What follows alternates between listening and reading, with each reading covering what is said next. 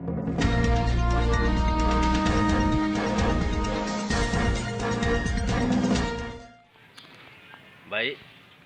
sehubungan Provinsi Sumatera Selatan dalam menghadapi PON ke-20 di Papua, cabur sepatu roda Provinsi Sumatera Selatan dalam kotanya hanya satu atas nama Muhammad Bagus Mardepi.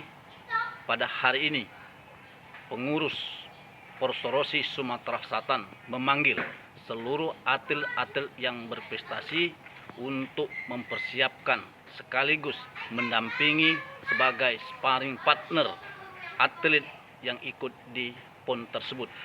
Dan hari ini kewajiban bagi Porstorosi Sumatera Selatan memanggil putra-putri cabur sepatu roda yang berprestasi, salah satunya yaitu Muhammad Bagus Mardepi, Muhammad Repan El Hamzah, Apan Reskiano, Muhammad Farik Abar, dan Diki Romano. Selanjutnya putri yaitu Istra Zul Silva, Alena, Nadia, Paliza Akila, Astila, dan Padilla Sarifah. Itulah atlet-atlet Sumatera Selatan untuk sparring partner sekaligus untuk persiapan event ke depan. Salah satunya untuk mempersiapkan kejurnas-kejurnas yang mewakili Provinsi Sumatera Selatan ke depannya. Sekaligus atlet-atlet inilah yang akan berprestasi baik di PON yang akan datang maupun yang PON ke-20 di Papua ini.